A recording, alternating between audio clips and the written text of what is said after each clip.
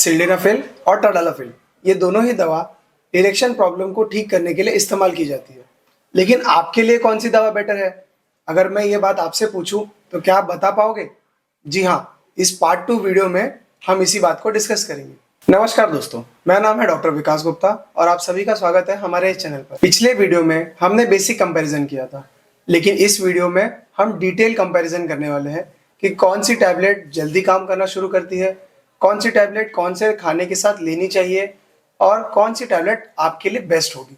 सबसे पहले जानते हैं कि सिल्डेनाफिल और टडालाफिल ये टैबलेट काम कैसे करती है। तो दोस्तों, मैं आपको बता दूं कि ये दोनों ही टैबलेट PDE5 इनहिबिटर्स क्लास के एक टैबलेट्स हैं। PDE5 इनहिबिटर्स का काम पेनिस में ब्लड फ्लो को इम्प्रूव करना होता है।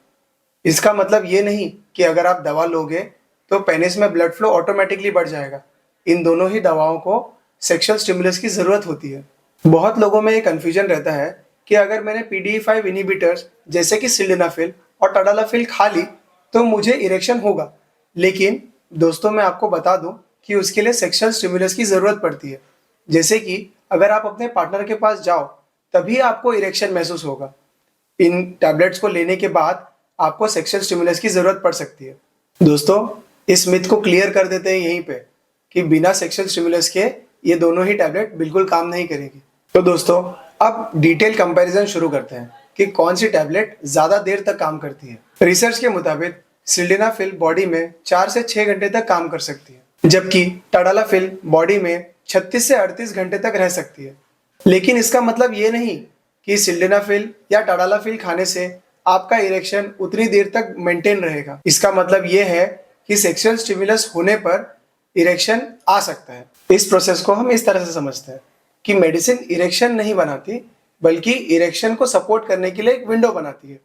जब भी सेक्सुअल स्टिमुलस आता है तब इरेक्शन हो जाता है। इसीलिए सिल्डेनाफिल 4 से 6 घंटे तक काम करता है, जबकि टडालाफिल 36 से 38 घंटे तक काम करता है।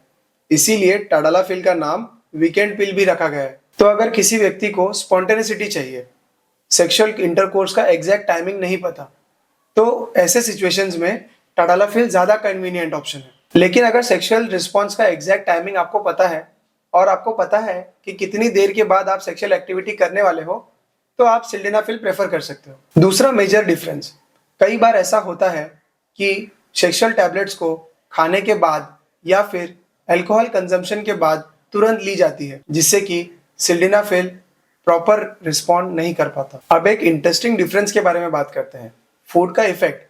जी हाँ, सिल्डेनाफिल को हैवी फैट मील के साथ नहीं लिया जा सकता, जिससे कि उसका एब्जॉर्प्शन स्लो हो जाता है। कई बार लोग अक्सर ये गलती कर देते हैं कि हैवी मील के बाद सेक्सुअल स्टिमुलस वाली टैबलेट्स ले लेते हैं, या फिर कई बार अल्कोहल कंजम्पशन के बाद ये टैबलेट्स प्रेफर करते हैं, जिससे इस टैबलेट का असर काफी स्लो हो जाता है। इसीलिए अगर सिल्डेनाफिल के बेस्ट रिजल्ट चाहते हो तो सिल्डेनाफिल को सेक्सुअल एक्टिविटी से 1 से 2 घंटा पहले लीजिए और इसको एम्प्टी स्टमक या फिर एक लाइट मील के साथ लीजिए, जिससे आपको सिल्डेनाफिल का बेस्ट इफेक्ट देखने मिलेगा। तो दोस्तों, अब बात करते हैं टडालाफिल की। रिसर्च के मुताबिक टडालाफिल के ऐसे कोई इफेक्ट्स हैवी मील के साथ नहीं आते। उसको एम्प्टी स्टमक भी लिया जा सकता है या फिर हैवी फैट मील के साथ भी लिया जा सकता है। इसी फायदे की वजह से लोग टडालाफिल को ज्यादा कन्वीनियंट टैबलेट समझते हैं। लेकिन एक बात गौर करने वाली है, कन्वीनियंट का मतलब ऑटोमेटिकली बेटर नहीं होता।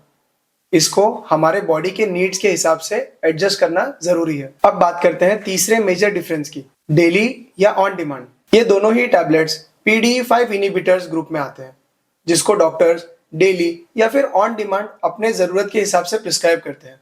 सिल्डेनाफिल एक ऑन डिमांड टैबलेट है, जबकि टडालाफिल को लो डेली डोसेज के साथ रेजिम में ऐड किया जा सकता है। इन टैबलेट्स को आपके डेली रूटीन में ऐड करना है या फिर जब जरूरत पड़े तब देना है, ये डॉक्टर आपकी हेल्थ, एज, सेक्सुअल एक्टिविटी की कंसिस्टेंसी पे देखकर डॉक्टर डिसाइड करते हैं। तो अब बढ़ते हैं वीडियो के मुख्य पार्ट की तरफ, यानी कि वीडियो का कंक्लूजन।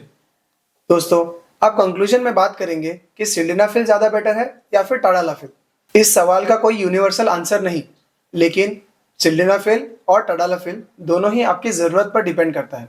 अगर आपकी सेक्सुअल एक्टिविटी प्लान्ड और शॉर्ट ड्यूरेशन के लिए होती है तो आप सिल्डेनाफिल टैबलेट को कंसिडर कर सकते हो।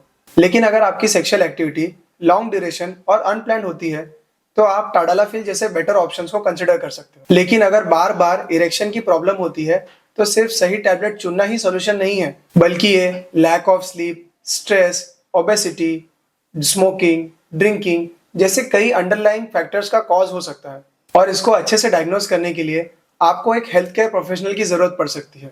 इसीलिए कभी भी इन टैबलेट्स को लेने से पहले अपने डॉक्टर की सलाह जरूर लीजिए। वीडियो को अंत तक देखने के लिए आप सभी का धन्यवाद।